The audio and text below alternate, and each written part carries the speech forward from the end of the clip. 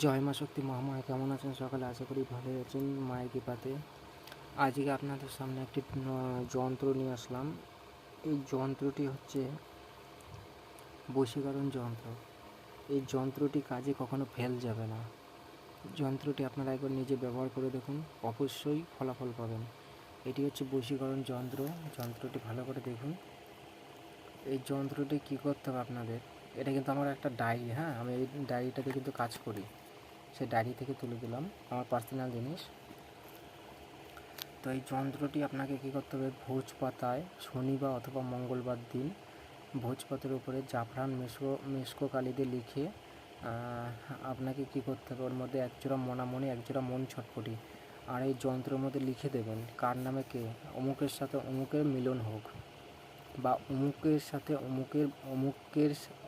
অমুকের বশীভূত হোক। এইটুকু লিখে দেবেন। লিখে দেওয়ার পর কী করবেন, এই যন্ত্রটি একটি তামার মাদুলিতে ভরে নিজে ডান হাতে ধারণ করবেন। ছেলে হলে ডান হাতে, মেয়ে হলে বাম হাতে।